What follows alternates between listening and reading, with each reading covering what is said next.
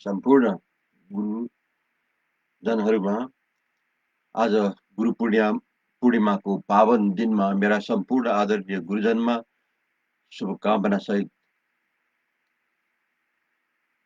म नमन गर्न चाहन्छु र आज म श्री हरिवंश पुराणको 103 दिनमा छु। म सो पनि पाठ गर्दैछु। त्यसभन्दा पहिला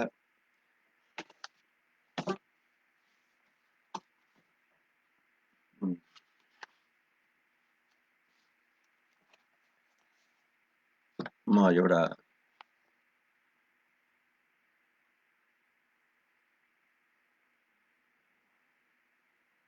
भजन प्रस्तुत गर्न गइराखेको छु।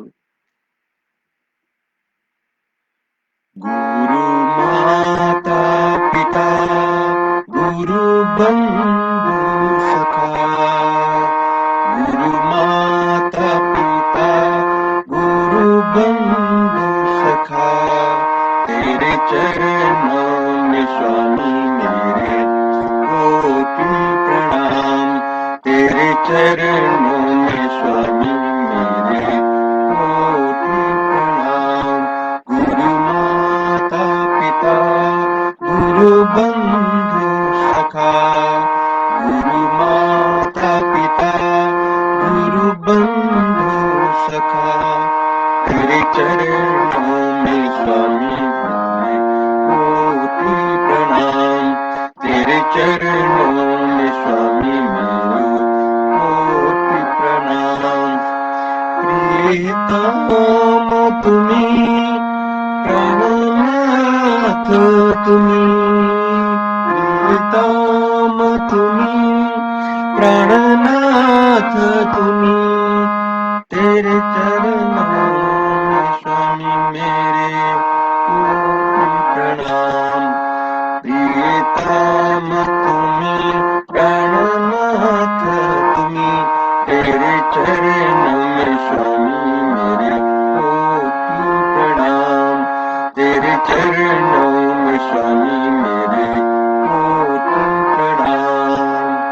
तुम भक्ति हो तुम शक्ति हो, तुम भक्ति हो तुम शक्ति हो, तुम मुक्ति हो मेरे सांब शिवा, तुम मुक्ति हो मेरे सांब शिवा। गुरु माता पिता गुरु बंधु सखा, गुरु माता पिता गुरु बंधु सखा, तेरे चरणों में स्वामी मेरे कोटि प्रणाम, तेरे चरणों में स्वामी मेरे कोटि प्रणाम। तुम प्रेम हो तुम करुणा हो, तुम प्रेम हो तुम करुणा हो, तुम मोक्ष हो मेरे सांब शिवा, तुम मोक्ष हो मेरे सांब शिवा। गुरु माता पिता गुरु बंधु सखा, गुरु माता पिता गुरु बंधु सखा, तेरे चरणों में स्वामी मेरे कोटि प्रणाम, तेरे चरणों में स्वामी मेरे कोटि प्रणाम। तुम शिव हो तुम ब्रह्मा हो, तुम शिव हो तुम ब्रह्मा हो, तुम विष्णु हो मेरे सांब शिवा, तुम विष्णु हो मेरे सांब शिवा। गुरु माता पिता गुरु बंधु सखा, गुरु माता पिता गुरु बंधु सखा, तेरे चरणों में स्वामी मेरे कोटि प्रणाम, तेरे चरणों में स्वामी मेरे कोटि प्रणाम। तुम प्रेरणा तुम साधना तुम प्रेरणा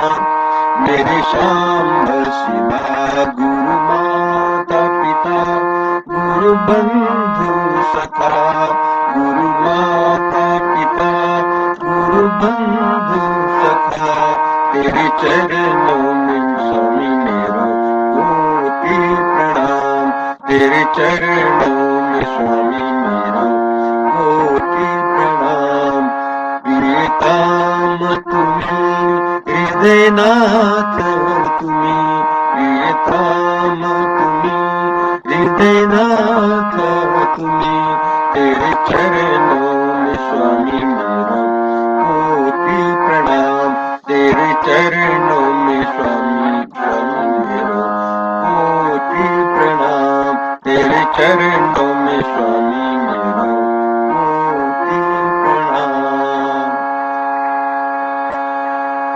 श्री कृष्ण गोविंद हरे मुरारे हे नाथ नारायण वासुदेवा श्री कृष्ण गोविंद हरे मुरारे हे नाथ नारायण वासुदेवा एकमात्र स्वामी सखा हमारे एकमात्र स्वामी सखा हमारे हे नाथ नारायण वासुदेवा श्री कृष्ण गोविंद हरे मुरारे हे नाथ नारायण वासुदेवा श्री हरि शरणम प्रभु हरि शरणम श्री हरि शरणम श्री हरि शरणम श्री हरि शरणम श्री हरि शरणम श्री हरि शरणम श्री हरि शरणम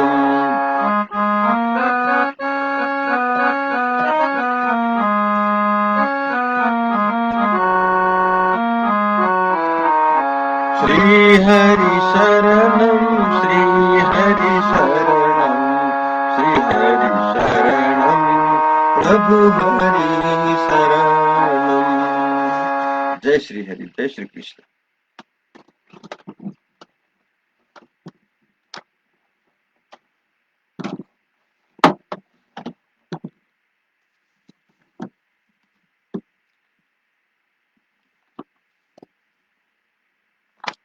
अब म हरिवंश पुराण सुरु गर्दैछु आज हम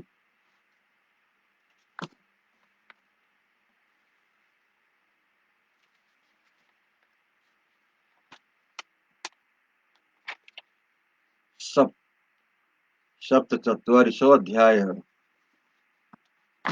को बाँकी भागलाई म अगाडि बढाउँदैछु श्री कृष्ण बोले आकाश चारियों में श्रेष्ठ गरुड़ तुम्हारा स्वागत है देव सेना के शत्रुओं का मर्दन करने वाले केशव प्रिय बीनतानंदन तुम्हारा स्वागत है पंख ही जिनका रथ है उन पंछियों में सबसे श्रेष्ठ गरुड़ तुम राजा कैशिक के भवन में चलो हम आज वहीं चलकर स्वयंवर की प्रतीक्षा करें वहां हाथी घोड़े और रथों द्वारा यात्रा करने वाले सैकड़ों महामनुष्य नरेश एकत्र हुए हैं जिनका दर्शन प्राप्त होगा महाबली विनतानंदन गरुड़ से ऐसा कहकर महाबाहु श्रीमान कृष्ण गरुड़ तथा महारथी यादवों के साथ महामना कैशिकी की राजधानी कुंडीनपुर गए देवकी नंदन श्री कृष्ण के विदर्भ नगर में पहुंच जाने पर वहां के साथ की सब लोग बड़े प्रसन्न हुए सबके मन में बड़ा हर्ष हुआ वे समस्त बलशाली तथा अस्त्र शस्त्रधारी राजपूत वहां ठहरने की तैयार करने लगे वैशंपायन जी कहते हैं जन्मेजय इसी समय नीति विशारद राजा कैशिक प्रसन्न चित्त से उठकर स्वयं ही श्री कृष्ण के पास गए और उन्हें आर्ध्य आचमन आदि देकर विधि पूर्वक सत्कार करके अपने नगर में ले आए। उन्होंने श्री कृष्ण के लिए पहले ही एक दिव्य भवन का निर्माण कर रखा था, जैसे भगवान शंकर कैलाश धाम में जाते हैं। उसी प्रकार श्रीमान कृष्ण ने अपनी सेना के साथ कैसी के उस भवन में प्रवेश किया। इंद्र के छोटे भाई श्री कृष्ण उस राजमहल के खान पान आदि में से एवं रत्न राशियों द्वारा भली भांति पूजित हो सुखपूर्वक रहने लगे। राजा कैशिक ने बड़े ही सम्मान के साथ स्नेह पूर्वक हृदय से उनका पूजन किया था। अब मैं अष्टचत्वारिशवां अध्याय प्रारंभ करने जा रहा हूँ। इसमें आज हम श्री कृष्ण के आगमन से चिंतित हुए राजाओं की सभा में जरासंध और सुनीत का भाषण के विषय में हम श्रवण करेंगे। वैशंपायन जी कहते हैं, जन्मेजय अपनी महिमा से कभी च्युत न होने वाले श्री कृष्ण को गरुड़ के साथ आया देख सभी श्रेष्ठ नरपति चिंतामग्न हो गए।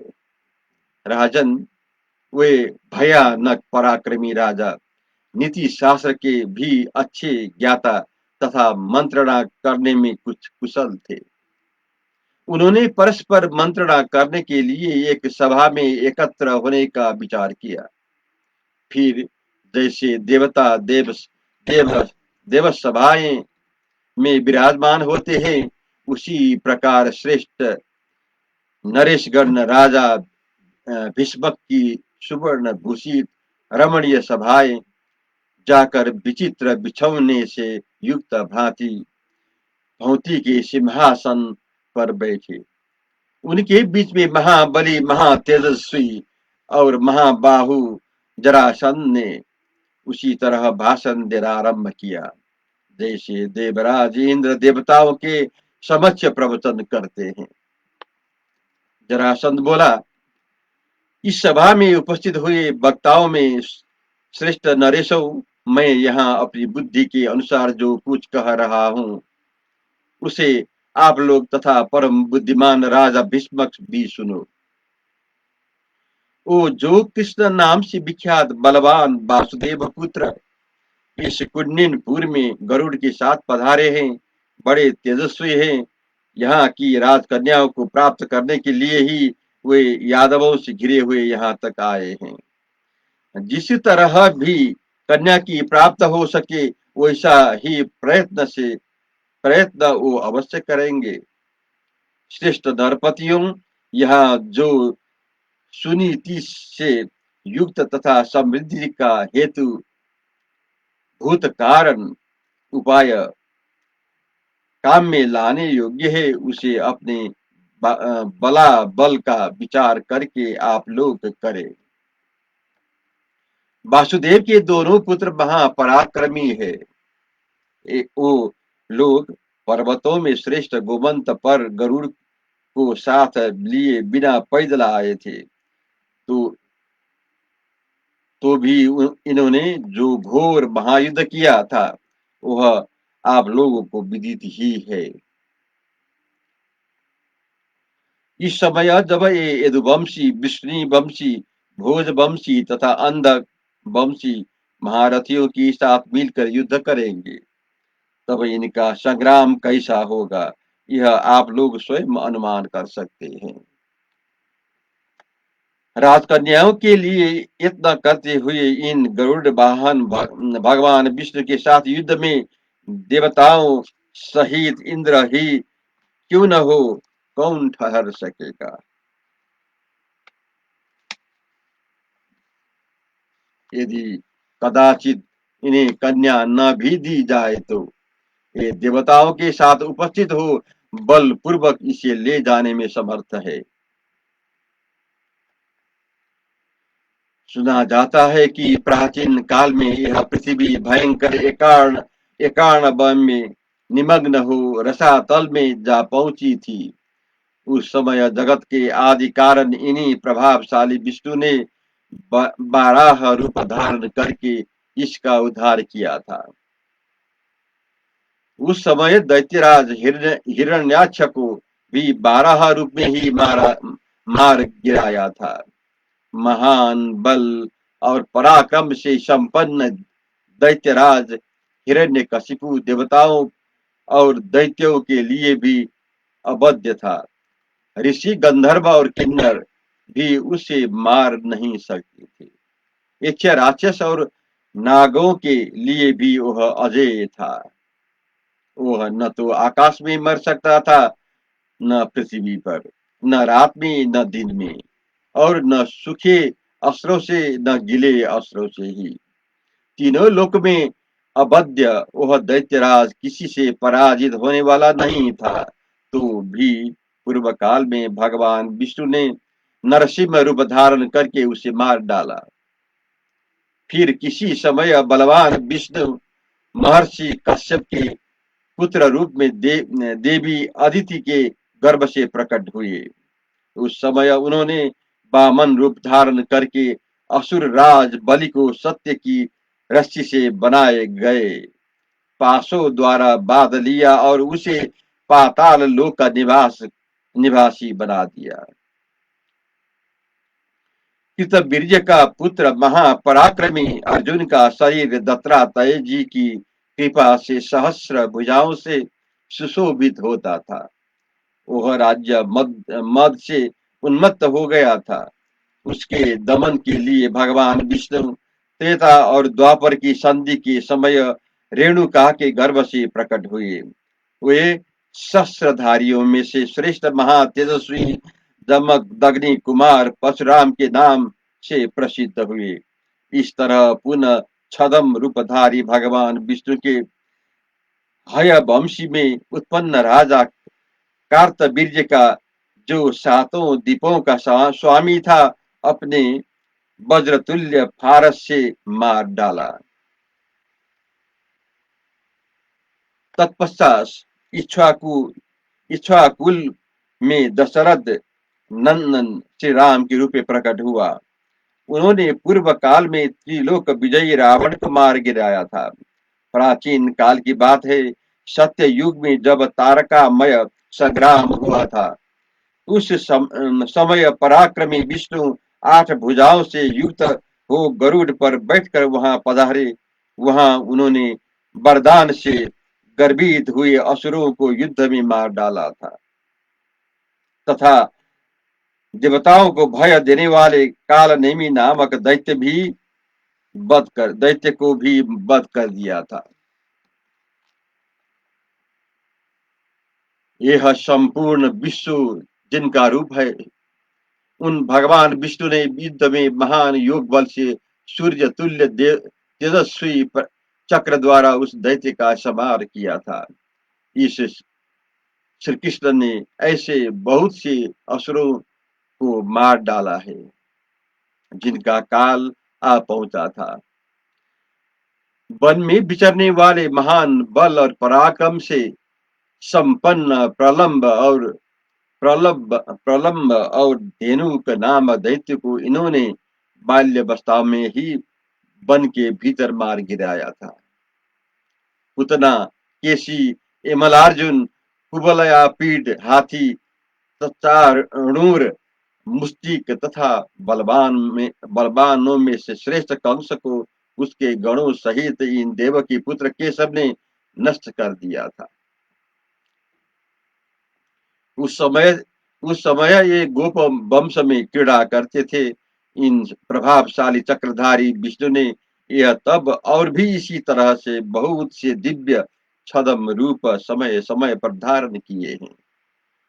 इसीलिए मैं आप लोगों को हित की इच्छा से कह रहा हूं कि श्री कृष्ण देवताओं के आदि कारण एवं असुर विनाशक विष्णु है।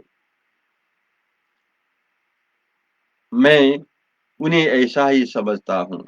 वे जगत की उत्पत्ति के स्थान भूत पुराण पुरुष अविनाशी भगवान नारायण है। वे ही समस्त भूतों की सृष्टि करने वाले तथा व्यक्ता व्यक्त स्वरूप सनातन परमात्मा है। संपूर्ण लोग मिलकर भी उनको पराजित नहीं कर सकते। सारा संसार उनके चरणों में मस्तक झुकता है। वे आदि मध्य और अनंत से रहित क्षर सर्वभूतामय अक्षय कुटस्थ और अविकारी है। वे ही स्वयंभू अजन्मा सदा स्थिर रहने वाले तथा चराचर प्राणियों के लिए अजेय है। उन्होंने उन्हीं को मैं देवेंद्र के शत्रुओं का विनाशक त्रिलोक के नाथ त्रिविक्रम रूपधारी विष्णु मानता हूँ। यह मेरी बुद्धि का निश्चय है। ये विष्णु ही मथुरा में चक्रवर्ती राजाओं के महान एवं विशाल कुल में प्रकट हुए हैं। अन्यथा दूसरे किसी मनुष्य का वाहन गरुड़ कैसे ही हो सकता है। विशेषत जब भगवान जनार्दन राजकन्या की प्राप्ति के लिए पराक्रम प्रकट करने पर तुल जाएंगे, तब कौन ऐसा बलवान पुरुष है जो आज गरुड़ सॉरी इस स्वयंवर के लिए साक्षात विष्णु यहाँ पधारे हैं। सॉरी पराक्रम प्रकट करने तुल जाएंगे, तब कौन ऐसा बलवान पुरुष है जो आज गरुड़ के सामने खड़ा हो सकेगा। इस स्वयंवर के लिए साक्षात विष्णु पधारे हैं। विष्णु का आगमन होने पर हमारे लिए जो महान दोष बाधा उपस्थित है उसे मैंने बताया। आप लोग भी इस पर विचार करके आगे जो कुछ करना हो करें।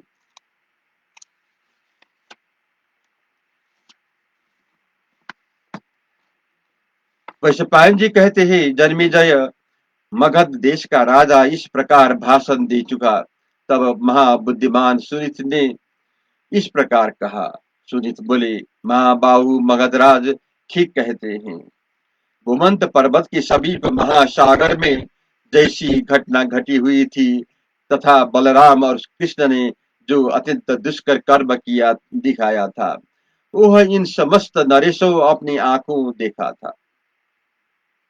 हाथी घोड़े और रथों से भरी तथा पैदलों और ध्वजाओं से व्याप्त हुई राजाओं की वह विशाल सेना चक्र और हल रूपी अग्नि से जलकर भस्म हो गए थे।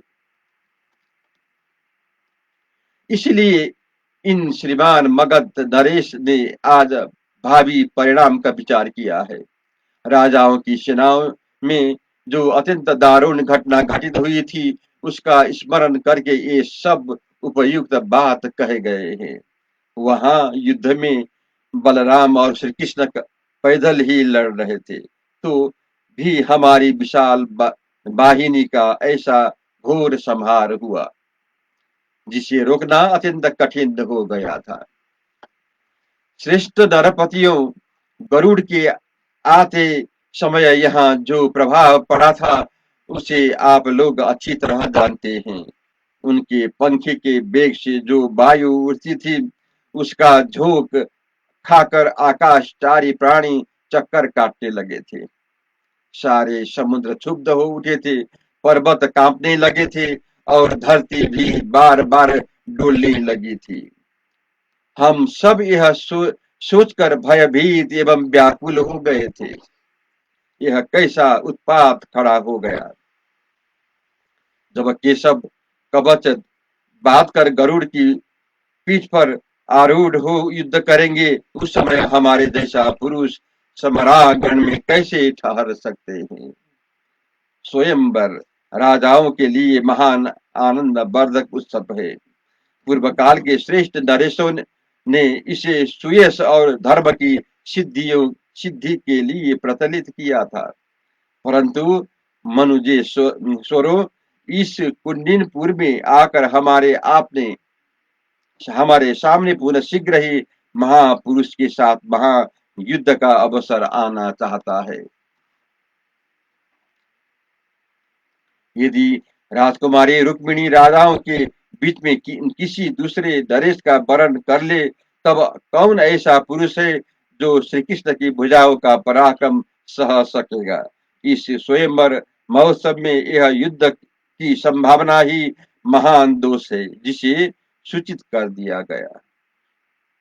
श्री कृष्ण तथा हम सब नरेश भी स्वयंवर के लिए ही पधारे हैं। राजकन्या के उद्देश्य से श्री कृष्ण का आगमन हम सब नरेशों के लिए अत्यंत गर्हित सिद्ध हो रहा है, जैसा कि मगध राज का कथन है। जय श्री कृष्ण।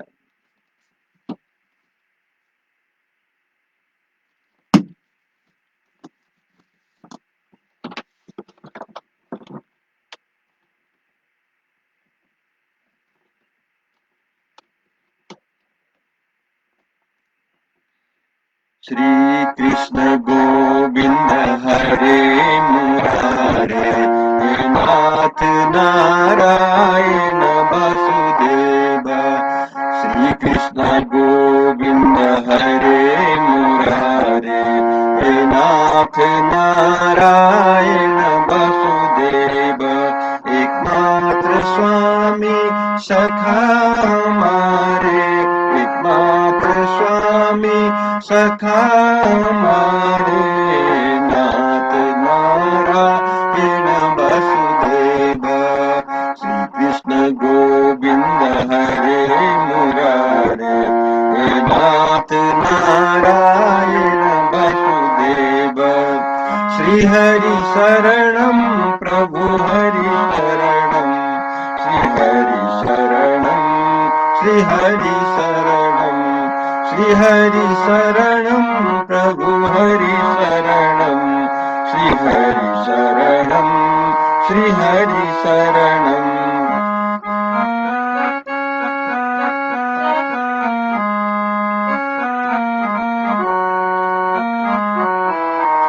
श्री हरि शरणं प्रभु हरि शरणं, श्री हरि शरणं, श्री हरि शरणं, श्री हरि शरणं प्रभु हरि शरणं, श्री हरि शरणं, श्री हरि शरणं।